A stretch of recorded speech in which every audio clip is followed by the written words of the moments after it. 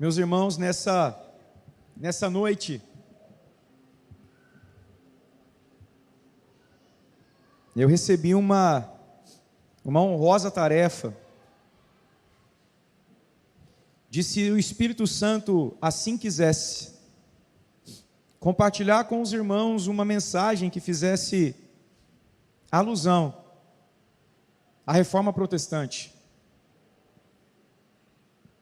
A gente costuma, com muito temor, orar ao Senhor sempre, perguntando o que Ele deseja que seja compartilhado, porque o culto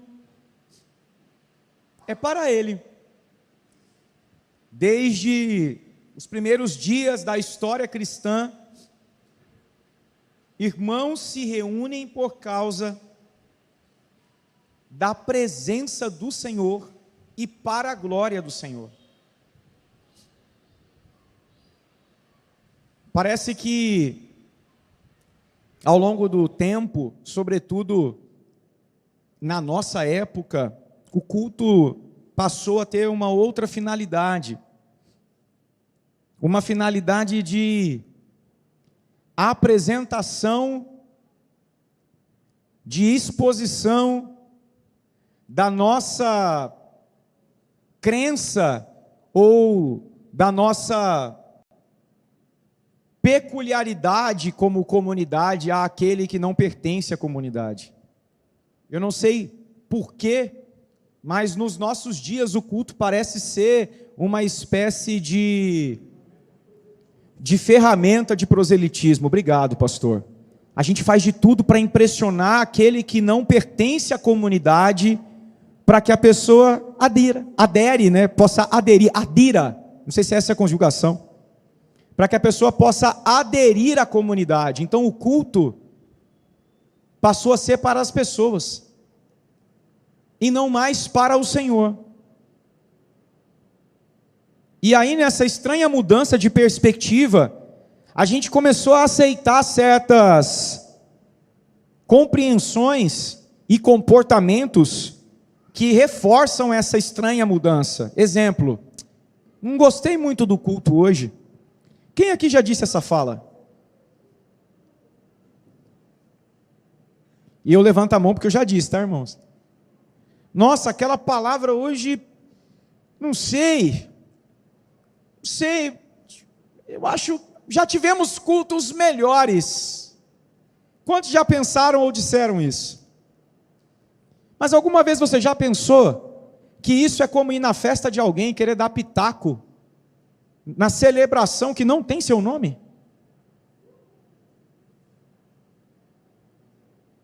Tipo, eu vou no aniversário do Ada e chego dizendo: seguinte, Ada, não gostei dessa mesa de bolo aqui não, nem nesse bolo. Por que tem essas velas? Por que não tem 37? Aí o Ada olha para mim assim: eu acho que é porque o aniversário é meu, né, Rafa? Sou até engraçado pensar nessa situação, não é? Mas é exatamente isso que parece que a igreja cristã, na nossa época, passou a fazer nos cultos. O culto que deveria ser desde sempre para o Pai de nosso Senhor Jesus Cristo, para o nosso Senhor e Cristo, em glória ao Espírito Santo, passou a ser para a gente. E aí, irmãos, a gente parece que perdeu valores que, inclusive, foram, de alguma maneira, restaurados há não muito tempo atrás, especialmente há pouco mais de 500 anos. E nessa semana,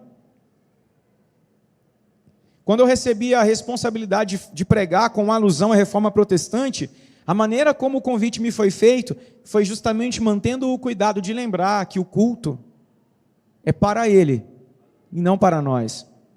Nós somos edificados em torno da presença. Então Luiz falou assim para mim: mano, se o Espírito não colocar no seu coração nada em específico, que tal falar aos irmãos algo com alusão à Reforma Protestante?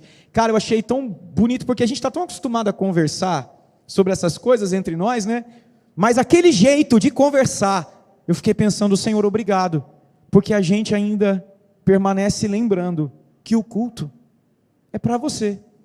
Então você tem o direito de escolher o que vai ser dito. Então, como ele quis, irmãos, que assim fosse, eu quero compartilhar com você uma reflexão, baseada em Mateus capítulo 4, versículo 17.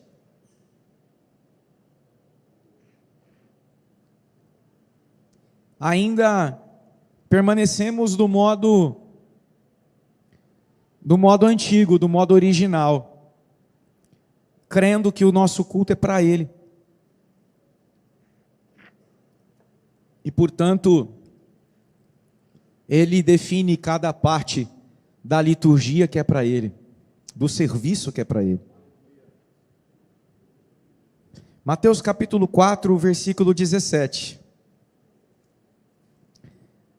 Diz assim: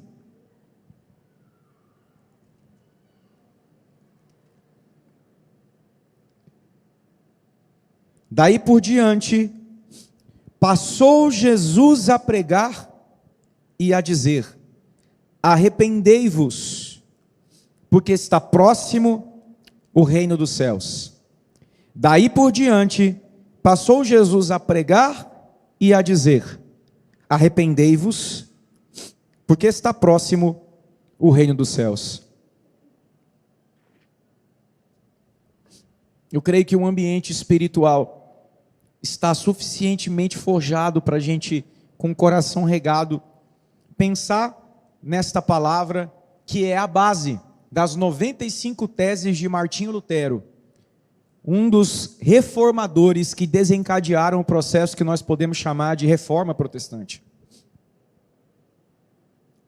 Esse texto que a gente acabou de ler, Mateus 4, versículo 17,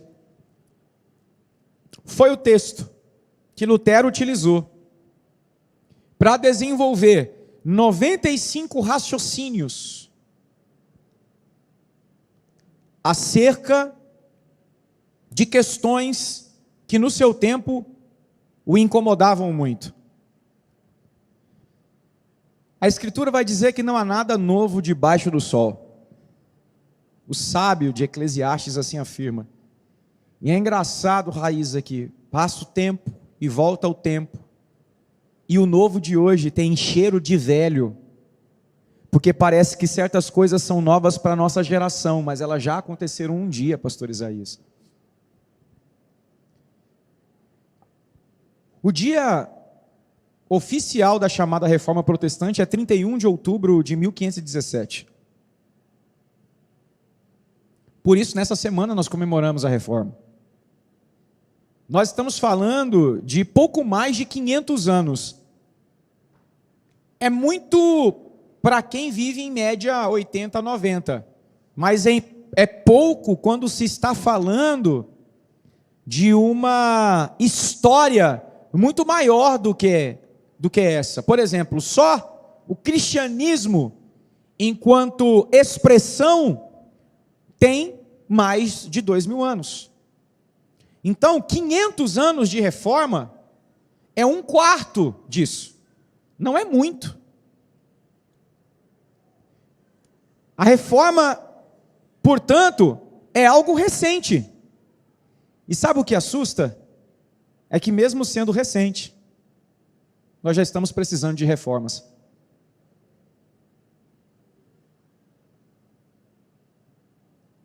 A gente é como a casa que acabou de ficar pronta, e aí os irmãos que trabalham com construção imobiliária vão saber melhor disso do que eu. E aí quando você entra na casa, meu irmão, aquela parede linda que você caprichou na pintura, depois que você liga o chuveiro, aquela mancha maravilhosa aparece. 40 dias morando na casa e você fala: bendito seja o cano que acabou com a minha reforma. E aí o que você pensa, Wagner? Dá-lhe reforma de novo. E quebra a parede, e acha o buraco no cano, e troca cano, e fecha a parede, e pinta. Só que pintou. E agora? A tinta antiga vai bater com a nova? Nem sempre. Talvez precise fazer muito mais para aproveitar a parede toda, não só uma parte. E aí você faz a pintura daquela parede e começa a observar que tem uma diferença do tom daqui para lá. E os incômodos começam a surgir à medida que você passa a observar, tendo um parâmetro de comparação. E o parâmetro é o ideal. A parede que revelou um problema me fez buscar materiais excelentes para suprir o problema. E suprido o problema, parece que os meus olhos agora não são os mesmos. E eu sou capaz de enxergar outros problemas por trás do que já aparentemente estava pronto. Quem já passou por essa experiência ao morar numa casa de aluguel, sabe o que eu estou falando, ou numa casa própria, sabe o que eu estou falando. E aí, meu amigo, você dá aquela coçada na cabeça e fala: por que eu fui mexer nessa parede?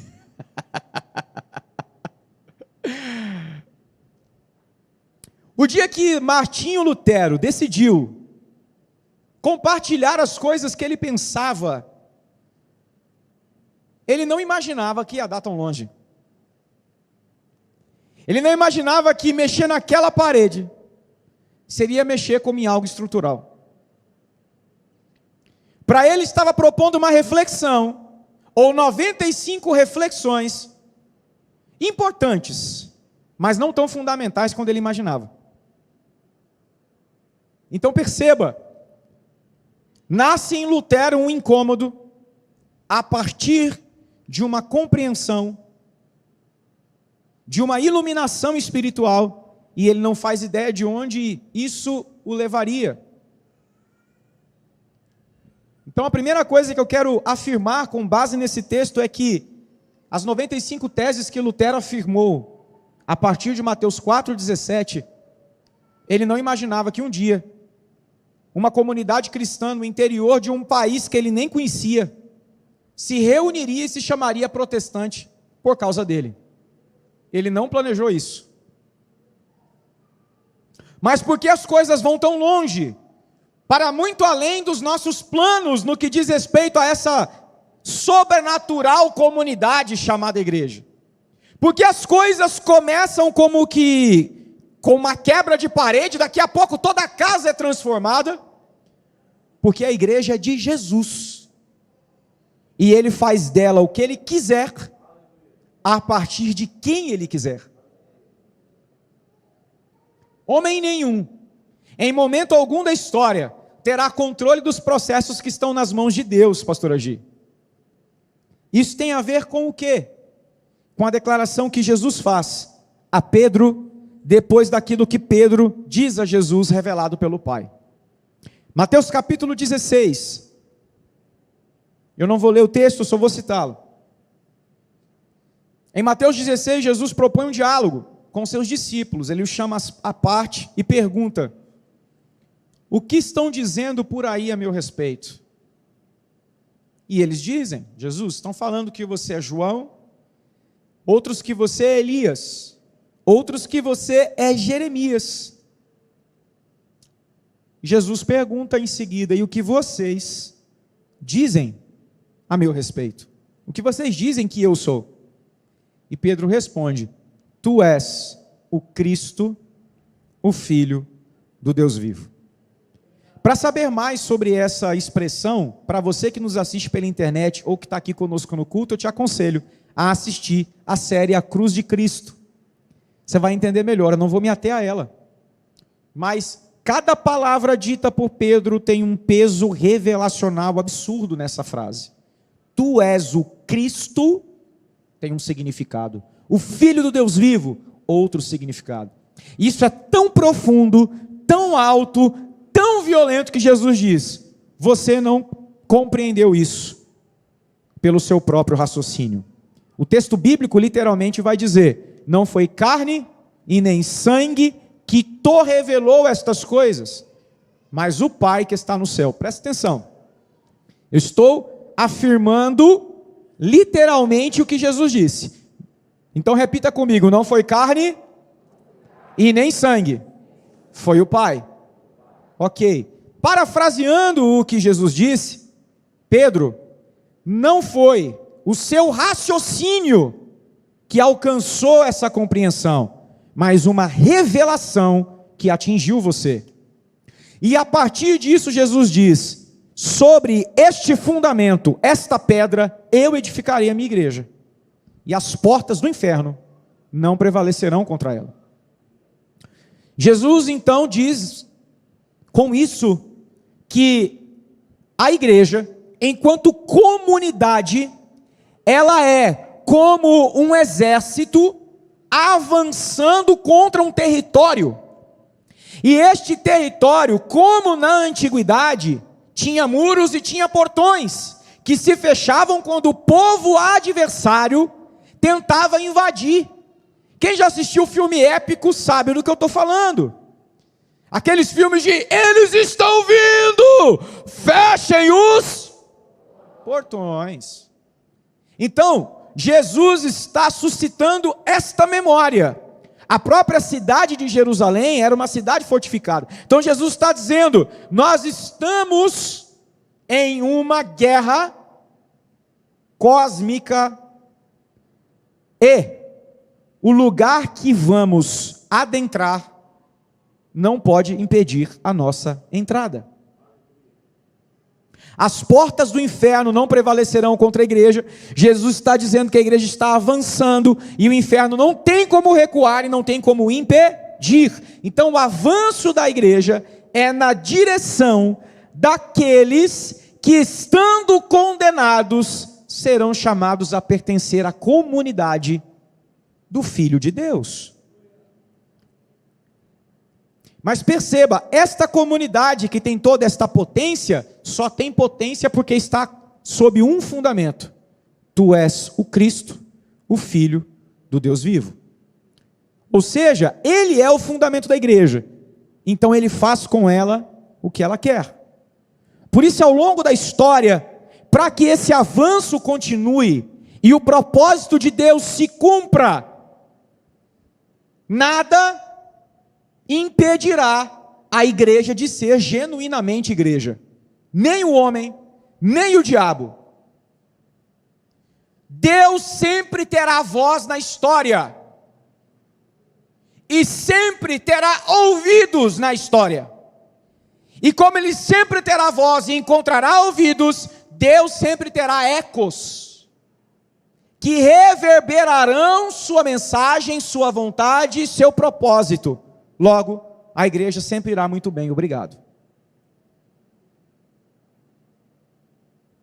A igreja não sucumbirá, porque Jesus prometeu que não. Então, Martinho Lutero não é um herói. Martinho Lutero é o homem que Deus escolheu, entre muitos outros, para cooperar com aquilo que Cristo está fazendo. Manter a igreja conforme ele prometeu que ela estaria.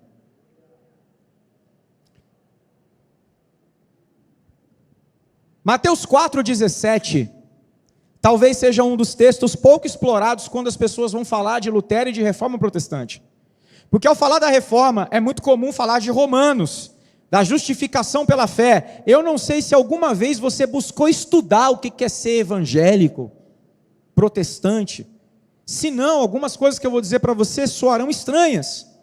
Mas o que eu quero que você entenda é que antes que você tivesse uma comunidade como essa, para se assentar e cultuar, pessoas se dispuseram a repensar a maneira de viver a fé. E isso chegou até você. Repensaram a maneira de entender a graça, de entender a salvação, de entender a fé. E isso chegou até você. Então o que você tem hoje é resultado de um processo. E Lutero é o escolhido pela história para simbolizar um processo que tem muitos rostos.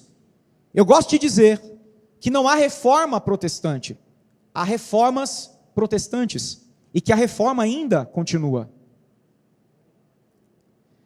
Quando Lutero se debruçava sobre Mateus 4,17,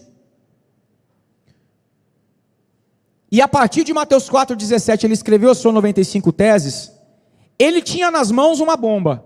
Esse texto era uma bomba. Porque ele era uma bomba, Rafa. Primeiro, porque para a compreensão de Lutero, quando ele ia a Mateus 4,17, com a Bíblia que ele tinha na época, escrita em latim, ainda que ele fosse um alemão anacronicamente falando, porque na época não existia a Alemanha ainda, existia o Sacro Império Romano Germânico. Então ele era um germânico, depois alemão. Latim não era a língua da Alemanha. Você já ouviu alguém falando alemão, meu irmão? Alemão é uma língua gutural. Tem nada a ver com latim. O latim é uma língua que se assemelha muito mais à nossa língua e ao espanhol.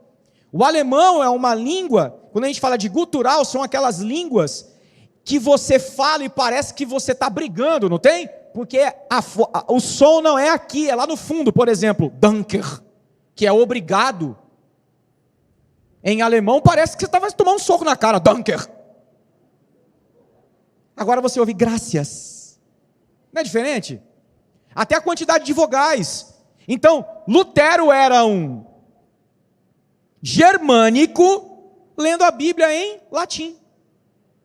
Porque o catolicismo romano da época de Lutero, do mundo medieval, lia a Bíblia em latim. E antes que você me escute dizendo, ainda bem que eu não sou católico, pare com essa conversa equivocada, porque você é católico sim. E aqui eu quero deixar claro, a palavra católico significa universal. Apostólico significa que crê na doutrina dos apóstolos. Então, quando você diz que você é católico e apostólico, você diz que você crê em uma igreja que é universal, ou seja, não está restrita a cacual, e que está fundamentada no fundamento dos apóstolos. O que você não é romano, porque você não reconhece a autoridade papal como soberana sobre as demais. Esse cisma que nós criamos, jogando todo tipo de católico num lixo espiritual, é um equívoco, irmãos. Porque é como se a história começasse há 500 anos atrás. Somente, e não houvesse história. O cristianismo existe muito antes do protestantismo. E a primeira coisa que a gente precisa admitir é que o Deus que atuou na história, atuou através de pessoas, que inclusive nós temos que chamar de irmãos, que pertenceram à igreja católica, e que por um tempo ainda era apostólica romana. A ideia de achar que o erro só está de um lado é o prato feito para se cometer novos erros históricos. Isso só aconteceu no tempo dos meus pais. Vai se repetir. Quando desprezamos o passado, nós negligenciamos o presente e matamos o futuro. Quem tem o hábito de olhar com humildade para trás e aprender com erros dos outros, não comete os mesmos erros no presente e semeia um futuro diferente. Então achar que ser cristão começou há 500 anos, meu irmão, é um engano. Por isso, Lutero, padre, ou melhor dizendo, monge, lia a Bíblia e lia porque queria conhecer a Deus. Ele era um católico apostólico romano. E quando ele abria a sua Bíblia em latim, em Mateus 4,17, ao ler, daí por diante passou a Jesus a dizer, arrependei-vos porque está próximo o reino dos céus, ele não lia, passou a dizer arrependei-vos, ele lia, passou a dizer, fazei penitência. Era assim na tradução de Lutero. Quando ele lia em latim, ele entendia, fazei penitência. E o que era a penitência para um homem medieval? Era toda a penalidade que eu tinha que administrar sobre mim para obter perdão de Deus.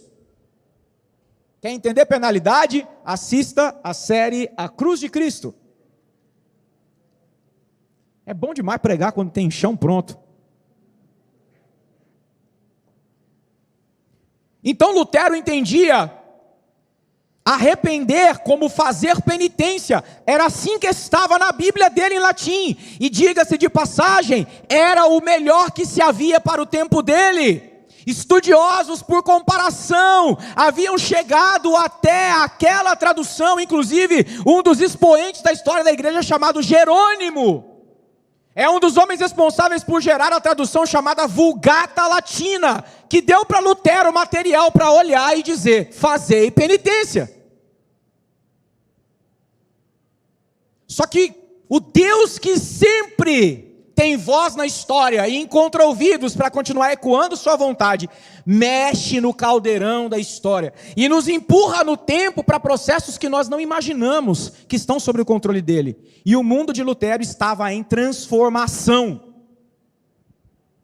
O mundo de Lutero, o mundo medieval, era um mundo marcado pelo medo. Falei gritando de propósito, porque era assim que as pessoas ouviam qualquer expressão sobre Deus. Como se um juiz sentado no trono gritasse com elas. E quando alguém grita com você, você se sente confortável? O mundo medieval era marcado pelo medo. Medo da condenação, medo do inferno, medo do juízo, medo da igreja. E como você vencia o medo? Com penitência.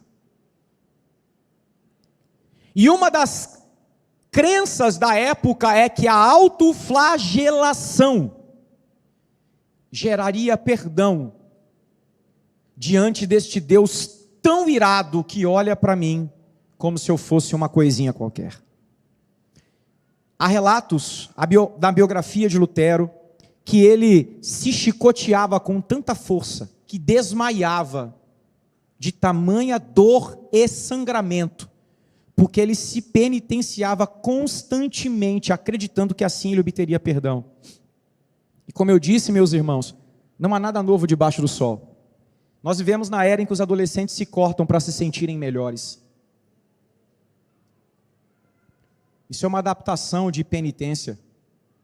Pode não ter fundamento religioso, mas tem. Por que tem? Explico para você. Religião não é um conjunto de crenças sobre quem Deus é ou o que você pensa dele. Religião é um sistema sobre como pensamos a existência. Vou repetir. Religião não é um conjunto de crenças sobre o que você pensa de Deus e como se relaciona com ele. Religião é um sistema sobre como você pensa a existência.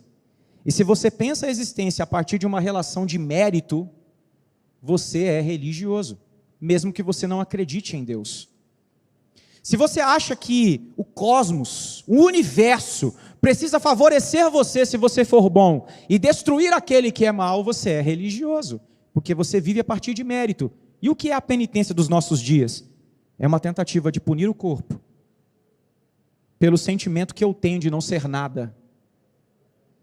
E aí eu acho que me cortando, eu estou pagando a pena de eu não ser nada. Mas a pergunta é, depois que você se corta, a dor vai embora? Não ia embora também o medo de Lutero. Lutero continuava se flagelando. E o pior é que Lutero não conseguia entender o que dentro dele era o sentimento que ele tinha para com Deus. Porém, Lutero foi uma pessoa que escreveu muito sobre o que pensava e registrou muito de sua própria história. Então, nós podemos conhecer a história de Lutero por seus filhos, que Lutero se casou depois, e podemos conhecer por ele mesmo. Mas é interessante que o seguinte, enquanto estamos vivendo a história,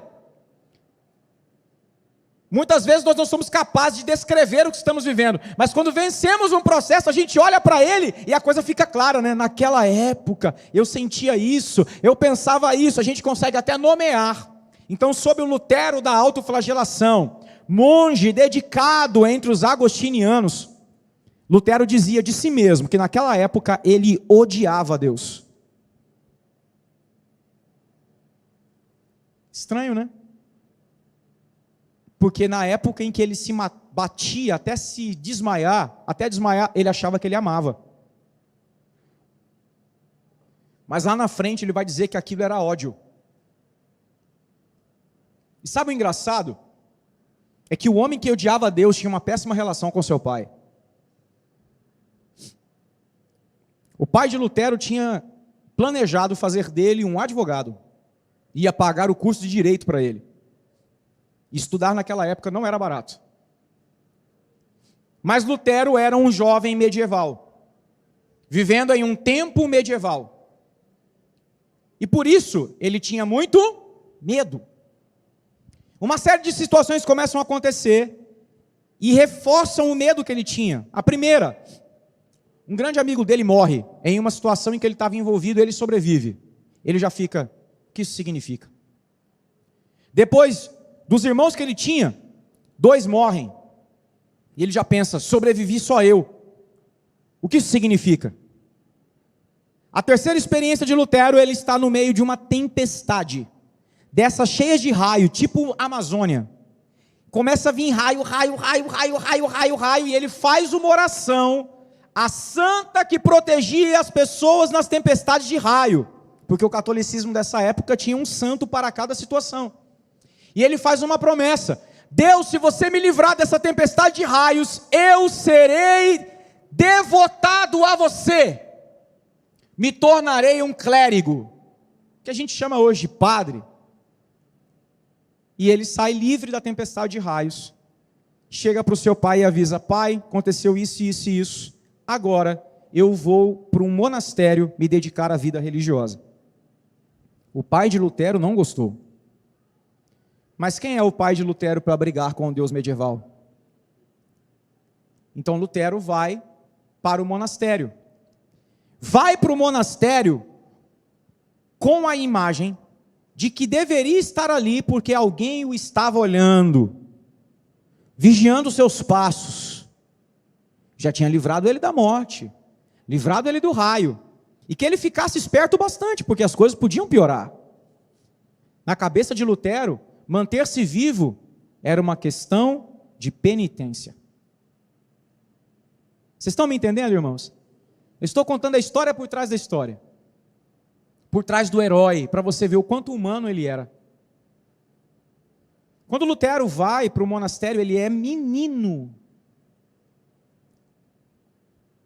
muito jovem. Para vocês terem uma ideia, quando Lutero compartilha as 95 teses, ele tem 30 anos, irmãos. E ele viveu quase 15 anos de vida religiosa antes das 95 teses. Então ele era muito garoto, porém estudioso e genial. Na academia ele começa a propor várias reflexões, mas no dia a dia, no seu quarto do monastério, ele se batia buscando perdão.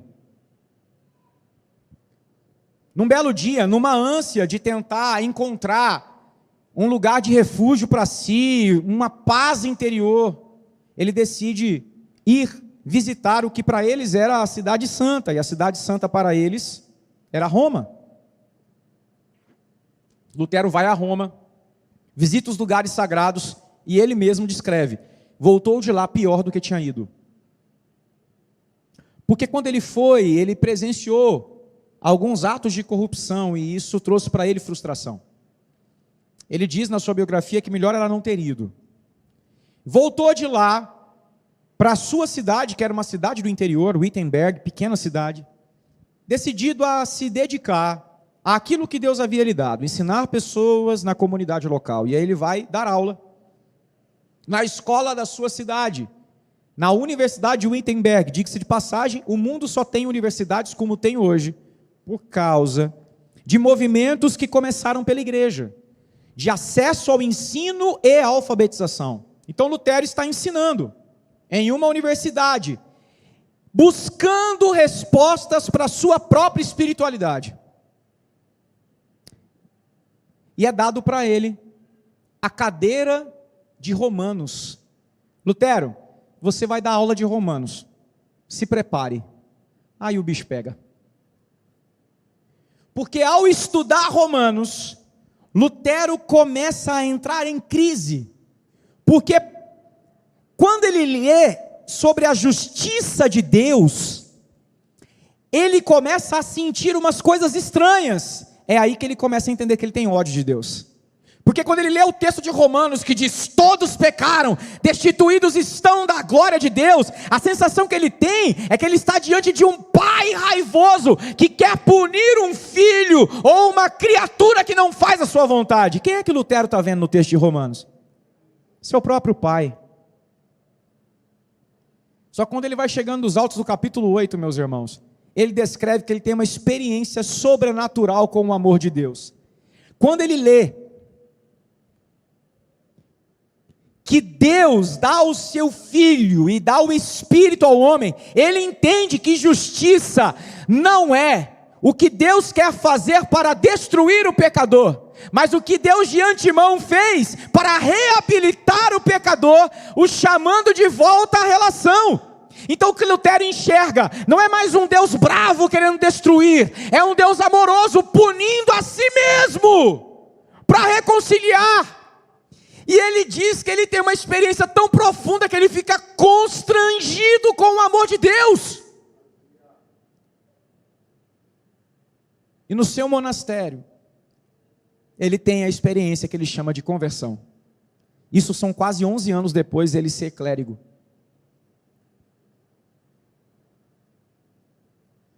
E ele começa a ensinar isso para os seus alunos. A falar da justiça, que habilita o homem e que não condena, do Deus que providencia em Cristo uma reconciliação. Porém, ensinando na cidade de Wittenberg, uma cidadezinha do interior dessas, tipo de Rondônia, ele é visitado por um cara enviado pelo Papa, e aí a paz de Lutero é alterada. Tudo ia bem em Wittenberg, um pregador da paróquia, ensinando na faculdade, até que um dia na praça, quem está?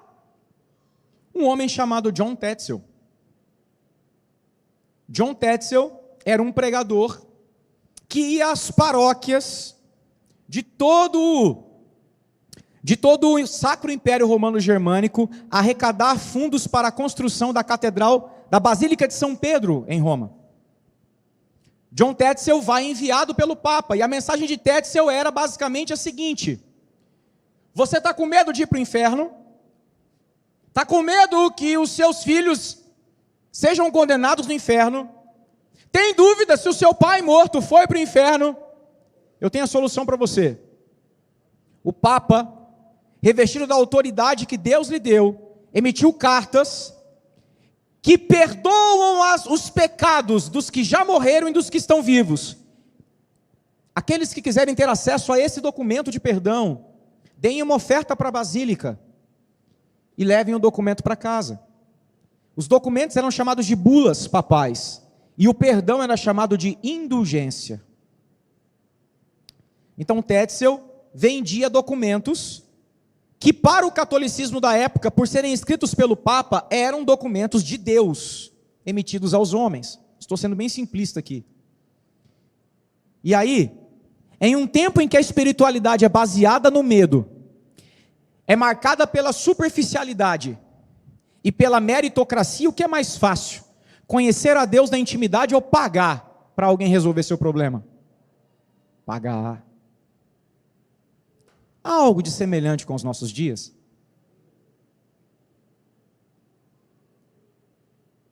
Você pagaria para alguém orar no seu lugar? Se isso resolvesse seu problema?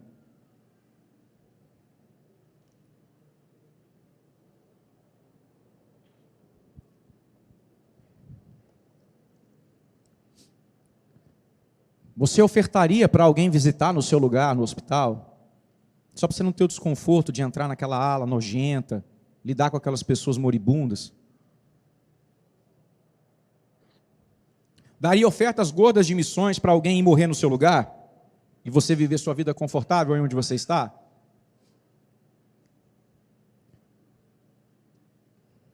Quanto custaria manter sua vida confortável, não mudando nada? Garantindo só que você não vai mais para o inferno?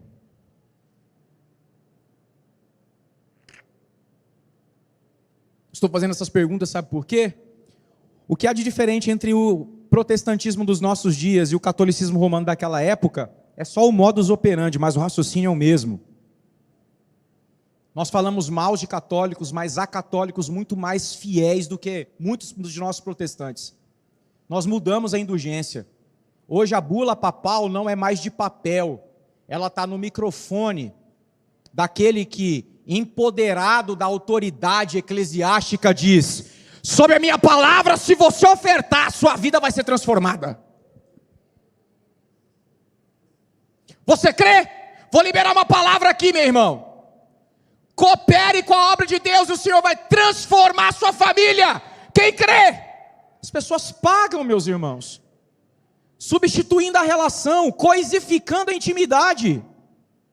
Esse é o protestantismo dos nossos dias. E não pense só em dinheiro. Pense naquele comportamento meritocrata. Irmãos, precisamos de pessoas para varrerem o fundo. Ah, eu já fui semana passada, não vou de novo. Ou seja, eu já fiz a minha parte. A ideia de que tem algo que é só meu, e que porque é meu eu manipulo, existe um score de justiça, eu já fiz a minha obra de hoje, e Deus já me viu bonzinho bastante, não preciso cooperar. Isso é meritocracia pura.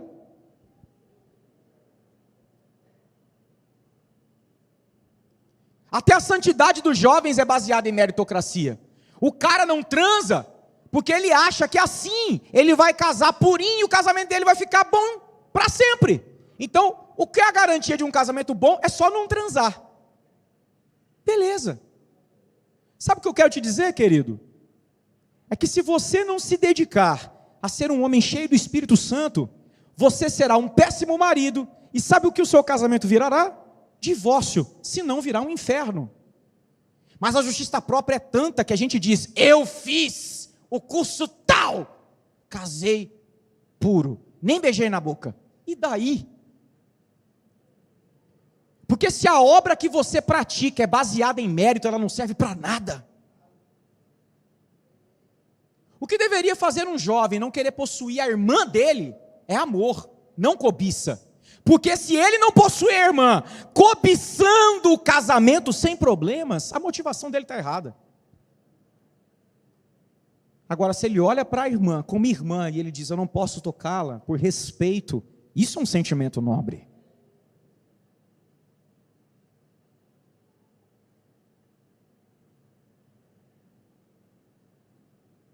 A espiritualidade interesseira, estabelecida por meio da troca,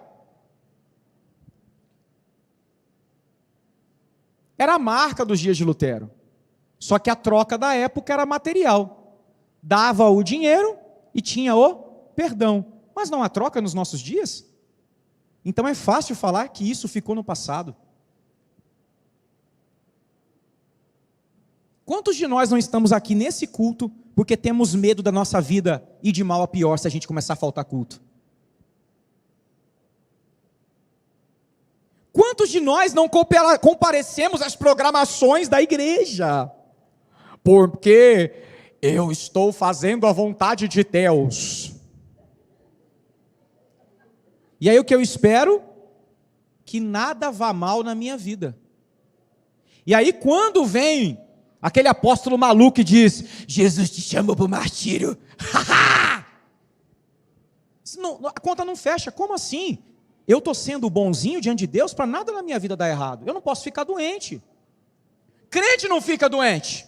Na pandemia, crente não morria de Covid. Porque Covid não pega em... E o que há de diferente? Acaso a fé é uma bolha de proteção que livra você de toda dor, às custas da sua meritocracia? Da minha meritocracia?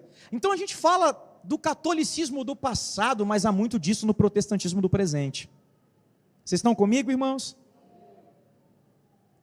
Por isso, quando Lutero lia "fazei penitência", ele entendia: eu preciso fazer por merecer o perdão de Deus, a atenção de Deus, o favor de Deus, o céu de Deus, o reino de Deus.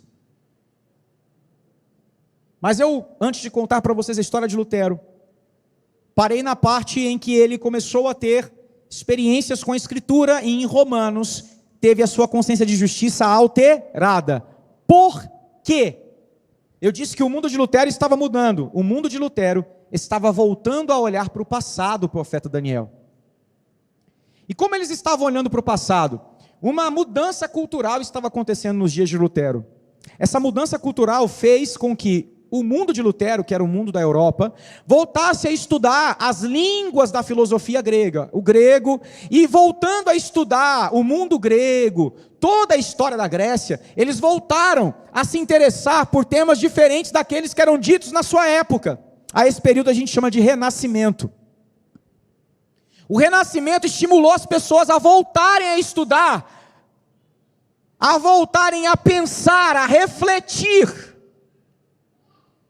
E Lutero, num mundo que começou a ter uma nova compreensão das coisas, agora já não lia mais a Bíblia só em latim, agora ele queria saber como foi que Jerônimo gerou a versão em latim. Aí ele foi aos textos de Jerônimo ele foi para trás, até que ele descobriu que os manuscritos eram em grego e em hebraico, com pedaços de aramaico.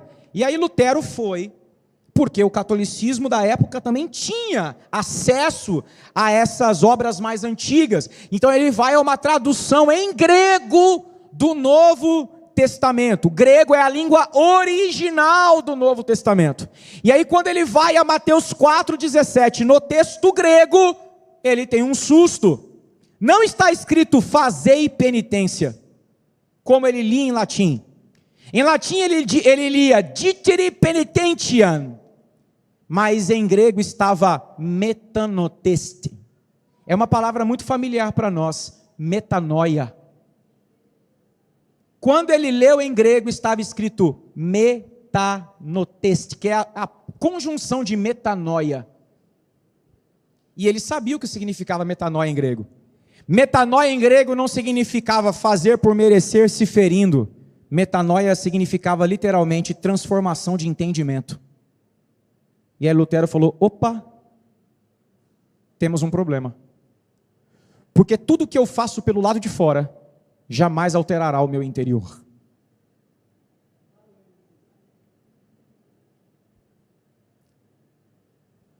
Quando ele leu metanoteste, arrependei-vos, é chegado o reino dos céus, ele entendeu que Jesus estava chamando as pessoas a entrarem no reino por meio do arrependimento. Mas o que era arrependimento em grego? Transformação de entendimento. E aí Lutero entra em crise, ele diz, espera lá, se a minha maneira de entender as coisas, de viver as coisas, se a minha visão de mundo, se o meu raciocínio, se o meu interior não for transformado, eu posso me bater a vida inteira, e não vai adiantar.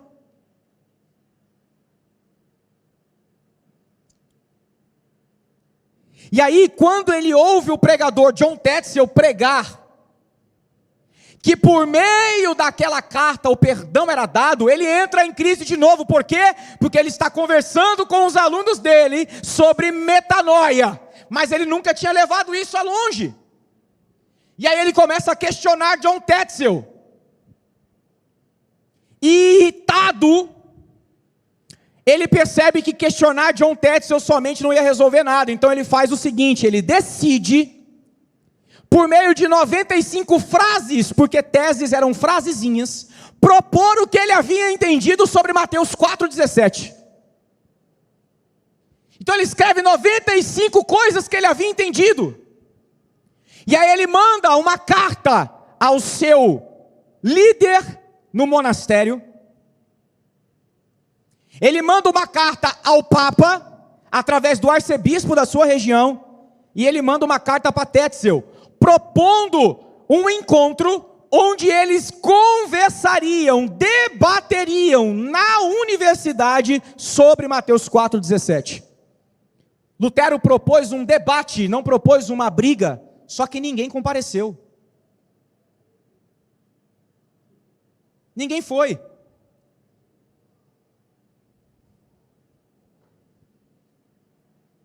E quando ele percebe que ninguém vai, ainda que ele mande novas cartas, o que ele decide? como diz o brasileiro, jogar no ventilador. E aí, irmãos, o que a gente chama de pregar na porta é uma metáfora do que realmente aconteceu. Ninguém viu aquele fato a não ser o assistente de Lutero. Como Lutero era um professor universitário, ele tinha assistentes que redigiam os pensamentos, que organizavam as coisas dele. Lutero tinha um cara que organizava a teologia e tinha um cara que organizava a agenda. O cara que organizava a agenda, a vida de Lutero chamava João Agrícola, Johannes Agrícola. O único cara que viu esse dia foi Johannes Agrícola. E a confusão histórica sobre isso é que tudo que a gente sabe sobre esse dia está escrito no bilhete do Johannes.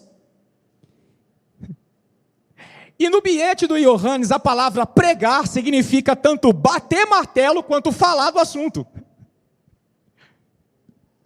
Lutero não fixou, provavelmente, na porta. Lutero falou daquilo através de panfletagem. Na época de Lutero, outra transformação que estava acontecendo, a imprensa havia sido inventada. Agora, não era mais necessário escrever na mão, tinha tipógrafos. Então, quando Lutero percebeu que ninguém ia dar atenção para ele, ele imprimiu as teses e espalhou, a partir desse dia, 31 de outubro. Começou a espalhar na cidade e falar disso na paróquia. Sabe o que aconteceu? Começaram a falar do que ele pensava e refutar o Tetzel em público. E quando começaram a refutar o Tetzel, surgiu gente que defendia o que o Tetzel dizia. Começaram a combater o Lutero. Fizeram um panfleto também. E aí o Lutero fez panfleto em resposta ao panfleto. Virou uma guerra de panfleto. E quem trabalhava com gráfica na época ia dar-se bem.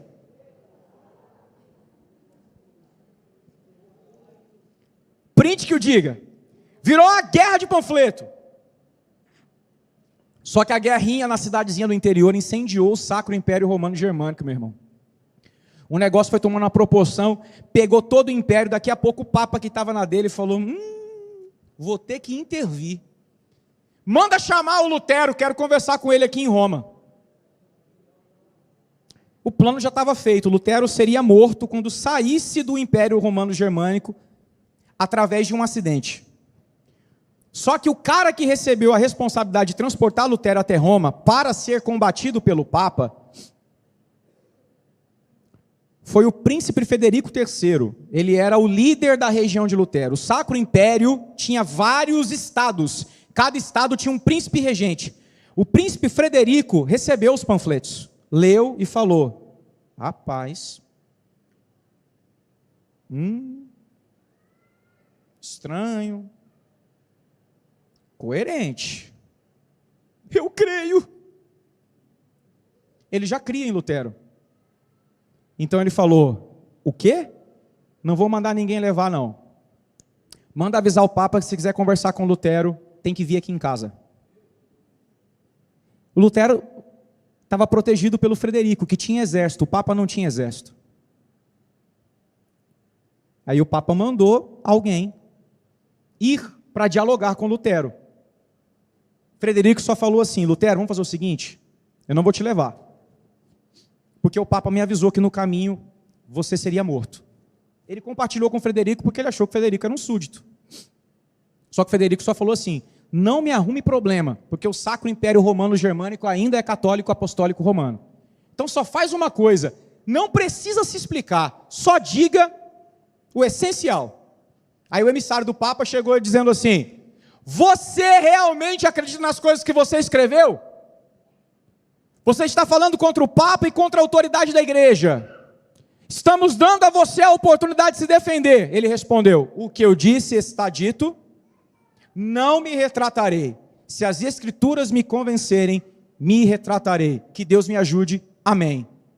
Foi assim. O cara pensou, deu ruim. Ele não vai recuar. Voltou avisando, Papa, ele não vai recuar. Manda chamar. Frederico falou, eu não vou. Se quiserem, venham. E aí o Papa fala para o grande imperador, ei, Carlos, leva Lutero lá em Roma. Só que agora, no império do Carlos, já tinha um monte de príncipe que cria em Lutero. Aí os príncipes disseram, Carlos, os turcos estão invadindo o Sacro Império. Para vencer os turcos, você precisa dos exércitos das nossas regiões. Você não manda tanto assim não, colega.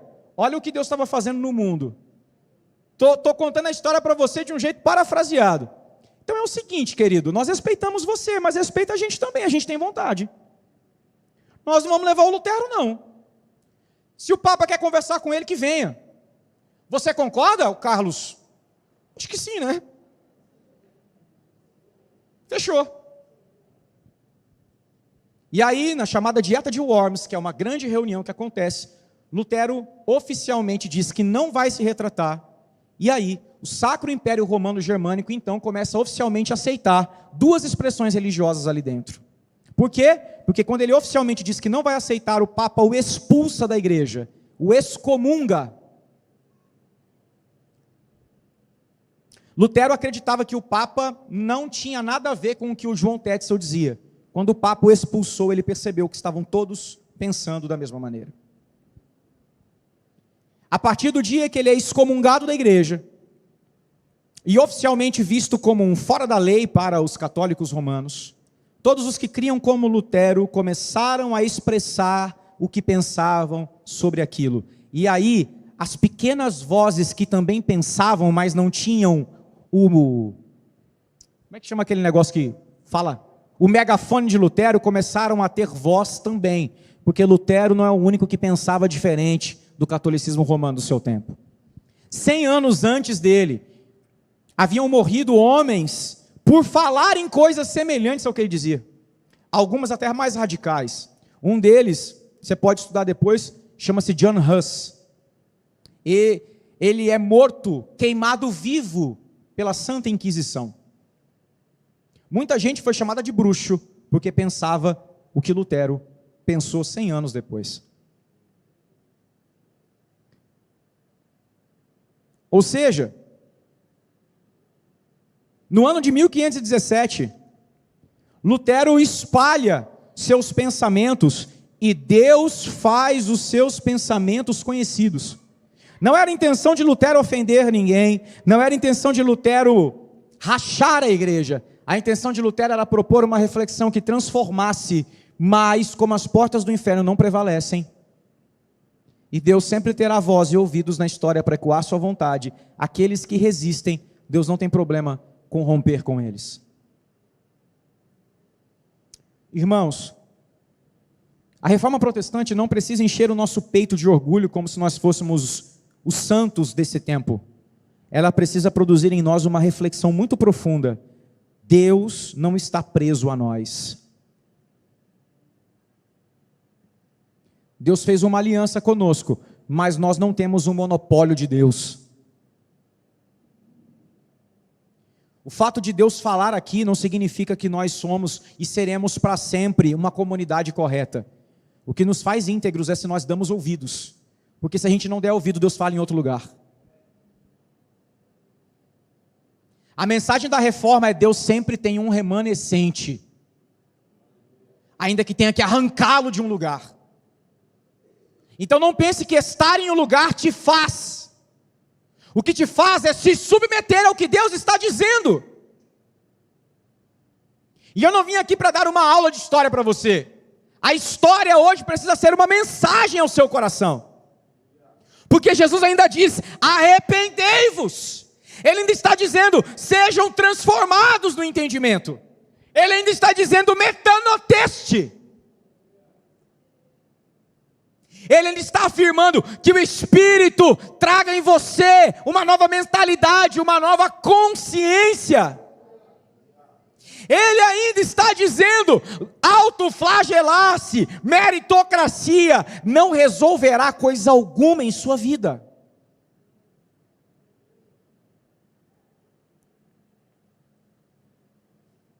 Ele ainda está dizendo que o único modo de se aproximar é pela fé. E aqui eu quero caminhar para o final. Uma das grandes contribuições de Lutero, ou a grande contribuição de Lutero, foi a ressignificação da salvação pela fé. Ao crer que a salvação era por meio da fé, não por meio de mérito, não por meio da bula do Papa, não por meio dos ritos. Lutero propôs uma reforma na maneira de entender a salvação. A gente chama isso de reforma teológica. E isso precisa voltar a ser refletido nos nossos dias. Por quê? Porque a pergunta que Lutero precisa deixar no ar para nós, já que ele propôs um novo jeito de entender fé e salvação, é: o que é fé e para que você foi salvo? A propósito, você consegue responder essas duas perguntas? O que é fé? Porque salvação, muitos talvez saibam conceituar, mas eu quero ampliar a pergunta: para que você foi salvo? Para que Jesus me diz: arrependei-vos, é chegado a vós o reino dos céus? Já que as 95 teses de Lutero, Vitória, foram baseadas nesse texto. Por que esse texto? Porque é o texto do chamamento ao arrependimento para a entrada no reino. O que isso tem a ver com salvação e cristianismo? O que a fé tem a ver com isso? Você já pensou a respeito? Eu disse para você que Lutero entendeu Romanos porque ele teve uma experiência com o Espírito ao ler o texto e entender o que é a justiça de Deus. Mas será que ele já não tinha lido esse texto muitas vezes? Com certeza, ele era um monge, um professor universitário de teologia. Mas existe uma diferença entre ter informação e receber iluminação, ou como costumamos dizer, revelação. Respondendo a primeira pergunta para ajudar você sobre fé. Fé é o nome da relação que os homens têm com Deus, sendo bem simples.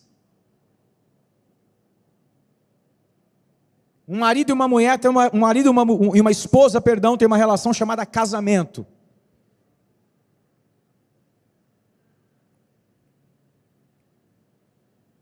Um pai e um filho, uma relação chamada paternidade. Uma mãe e um filho, uma relação chamada maternidade. Um filho e os seus pais, uma relação chamada filiação. A relação que nós, que cremos, temos com Deus é fé. Mas fé não é baseada em crença. Não tem a ver com as informações que você possui. Porque aí é a grande cooperação de Lutero. Porque ninguém pode chegar a Deus pelo raciocínio próprio. Do mesmo jeito que em Mateus 16, Jesus diz para Pedro: não foi carne e sangue que te revelou, também não foi carne e sangue que revelou aquelas coisas para Lutero, porque o homem que Lutero era, na época que ele vivia, não entenderia daquele jeito. Ele recebeu uma luz, uma revelação. Há um teólogo que nós apreciamos muito, Luiz já o mencionou em outra mensagem, chamado Karl Barth. Karl Barth diz que Deus não pode ser conhecido por analogia entes, somente por analogia fidei. Rafa, o que significa isso? Deus não pode ser entendido por comparação. Deus só pode ser conhecido por revelação. Que lindo, não entendi nada, tem como explicar? Tem. Meu irmão, você olhando para outro ser humano, para qualquer outra coisa no cosmos, nunca conseguirá imaginar Deus, porque a sua mente é caída, corrompida, comprometida pelo pecado. Por isso, tudo que a sua razão conceber sobre quem Deus é, será um ídolo, não será Deus. O seu Deus terá a cara do seu pai, da sua mãe, do seu abusador. O seu Deus terá a cara do teu avô tirando, do teu tio displicente, do orfanato que você viveu. Você fará um ídolo, a imagem e semelhança da sua história.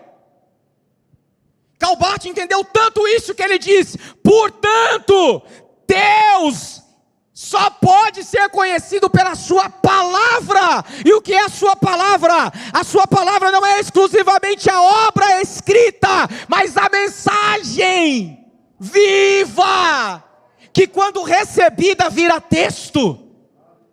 Mas quando recebida só vira texto, porque antes foi revelação. E isso Calbart chama de analogia fidei, que seria a analogia pela fé. Deus só pode ser conhecido porque Ele vem e tcharam! Ele se revela. E como? Enviando Jesus Cristo. O apóstolo Paulo vai dizer que nele reside a plenitude da divindade. Hebreus vai dizer que ele é a imagem do Deus invisível. Meus irmãos, é por meio de Jesus Cristo que Deus, que o Pai, se tornou revelado. Mas Jesus Cristo só é revelado hoje pelo Espírito Santo. Você pode comer o livro, você pode ser um devoto dessa instituição, você pode ser um respeitador de toda a programação. Se a revelação de Jesus Cristo não entrar em você pelo Espírito, você é um religioso como Lutero antes da conversão. Eu sou um religioso como Lutero antes da conversão. E aí, não fará sentido cantar, e não há outro, é só você. Porque eu nem sei quem Ele é. Não fará sentido conversar sobre obediência, porque será como um peso. Pedir para eu ser puro na juventude, será pedir para roubar de mim o que há de melhor, a vida. A menos que a vida para mim passe a ter um rosto. E toda vez que eu fecho os olhos para orar, esse rosto me vem à mente. E eu respondo, o que é ser puro? Você quer que eu faça isso? E a palavra de Deus diz, eu quero. E eu respondo, então eu farei.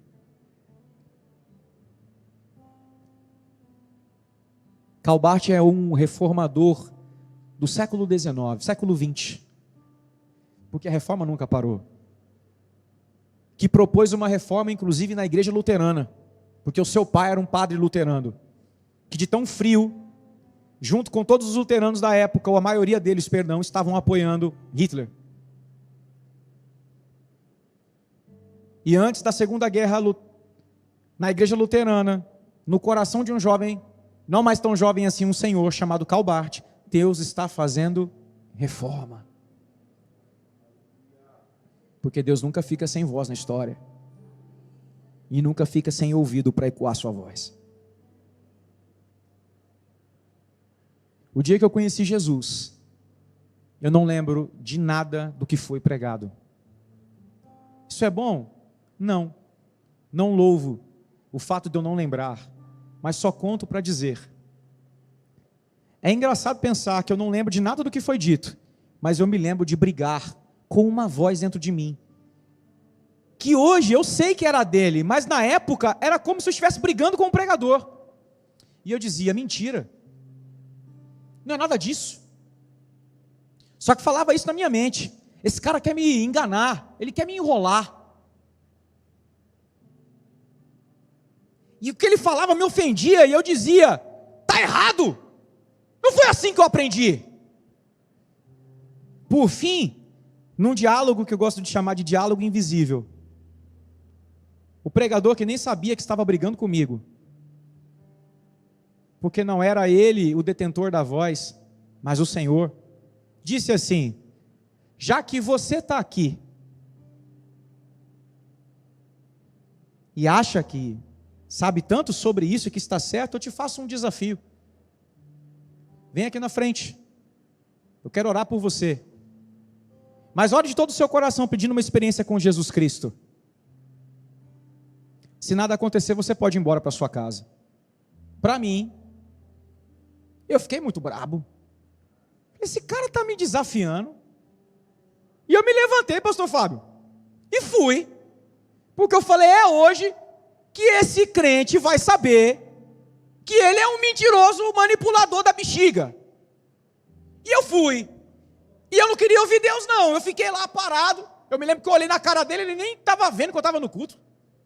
Parei assim, 12 anos. Feche seus olhos. Como minha mãe estava ali, eu sabia que se eu não fechasse o pau ia torar.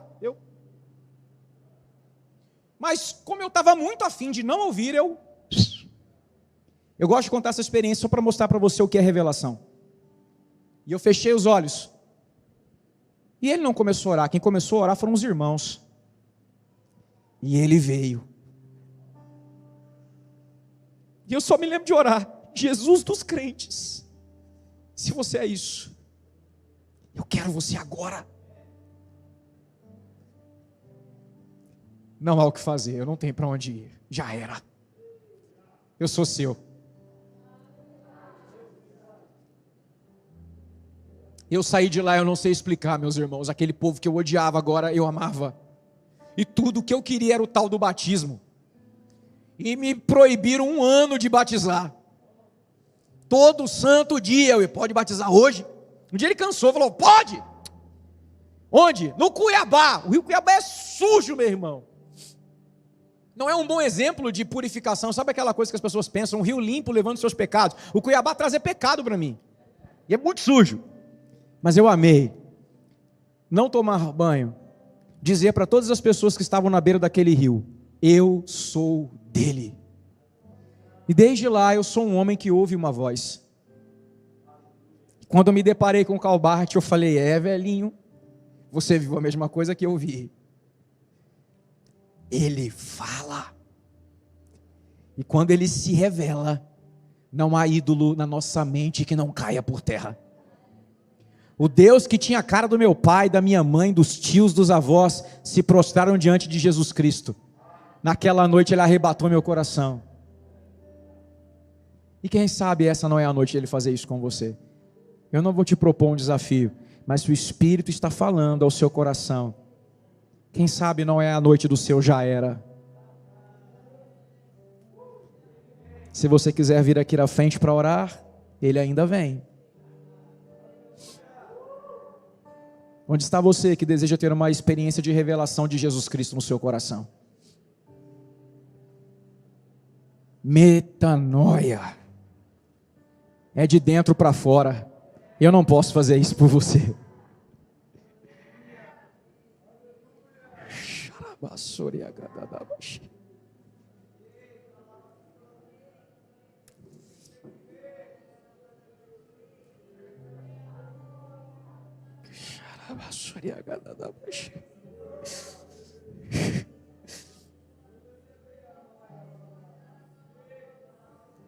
Não há o que fazer, não tenho para onde ir.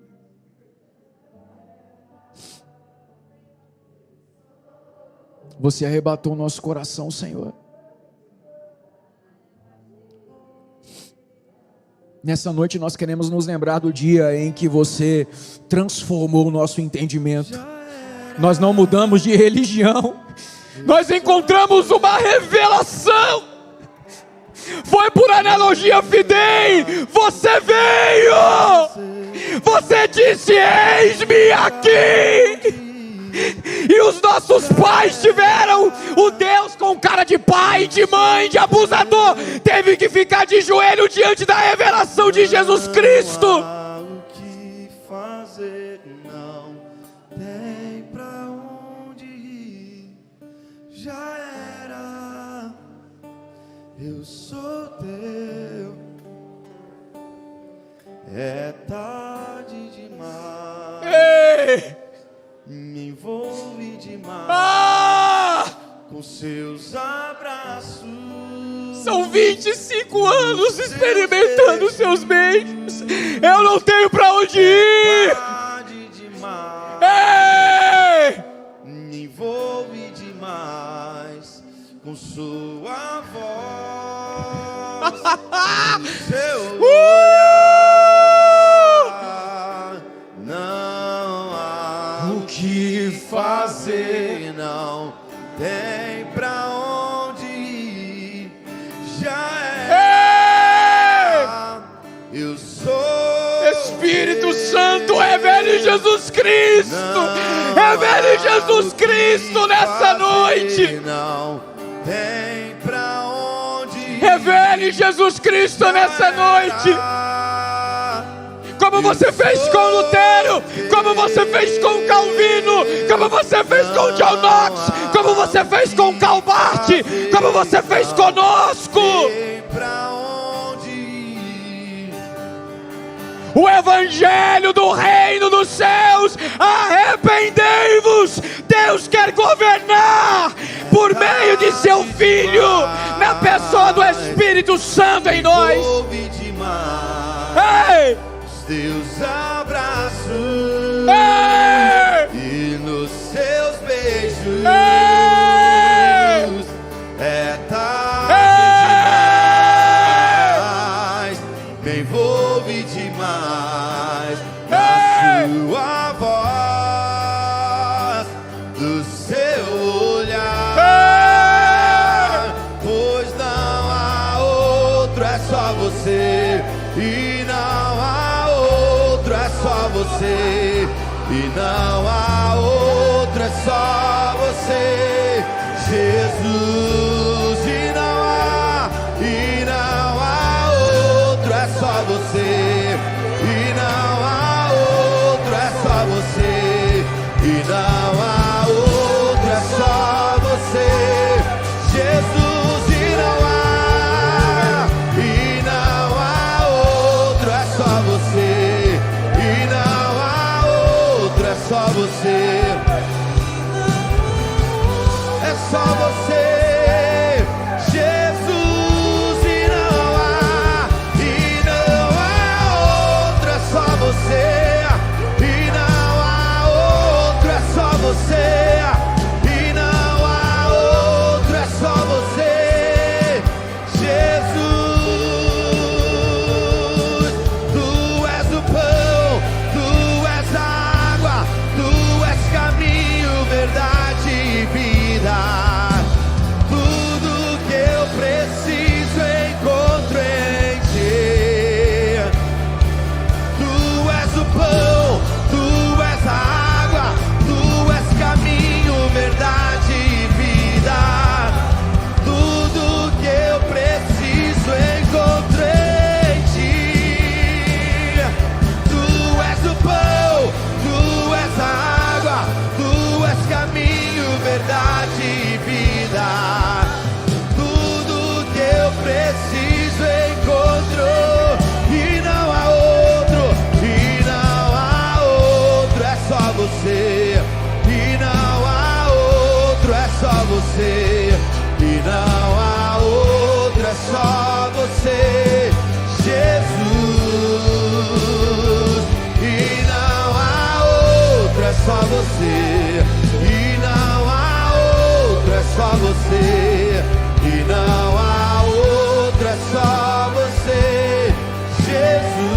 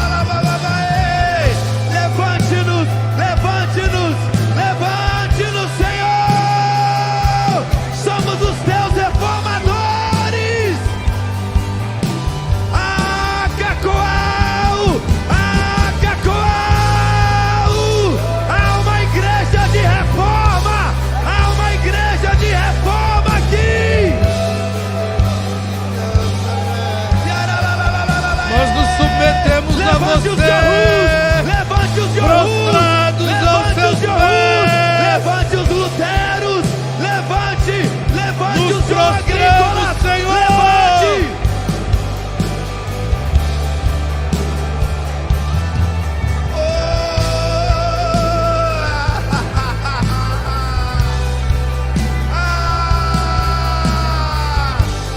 Faça a tua reforma!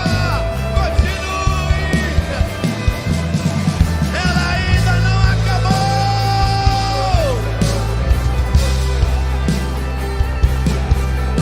A começar em nós! A começar em nós! Reforma-nos! Reforma-nos! A começar em nosso interior! A começar em nós! A começar em nós! Metanoia! Metanoia! Metanoia!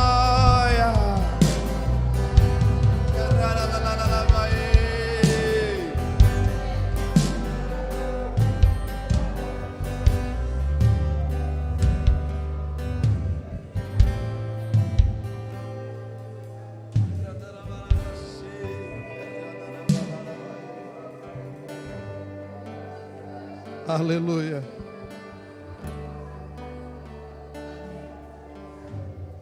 Aleluia.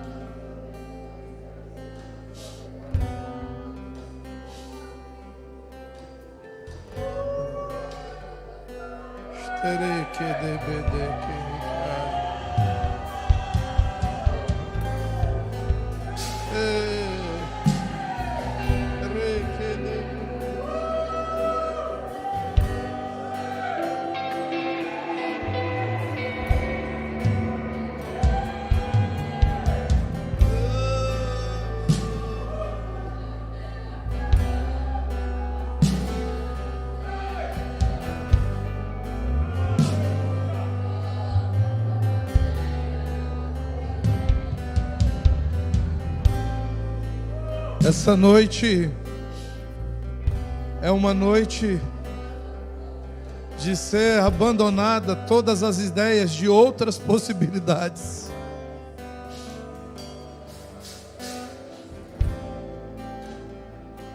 Mas daquilo que talvez não estivesse fazendo sentido, agora através dessa metanoia, dessa transformação do entendimento, produzir em nós essa revelação de quem Ele é, para que a nossa história seja alterada por inteiro.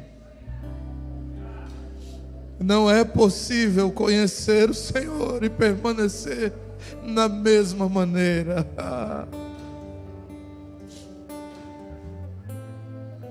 Que essa revelação que veio ao nosso coração, ao nosso entendimento hoje, passe a reger os nossos dias. Que nós possamos voltar aos nossos lugares com o impacto de uma luz que se acendeu, para que nós não andemos mais na escuridão. Em nome de Jesus.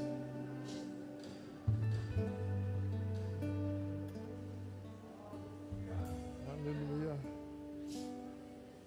Volta um pouquinho para o seu lugar lá, meu irmão. Se você conseguir. Se você não conseguir, pode ficar aí.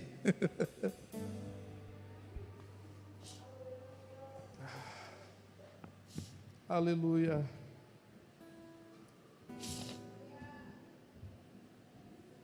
Aleluia. Irmãos, eu não sei se para todos vocês, mas para mim já era.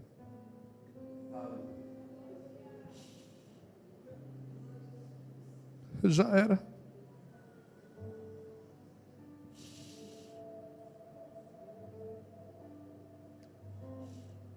Não há como resistir. Não há com o que lutar. Já era.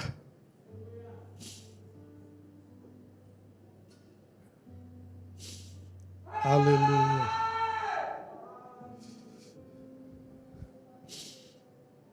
Aleluia.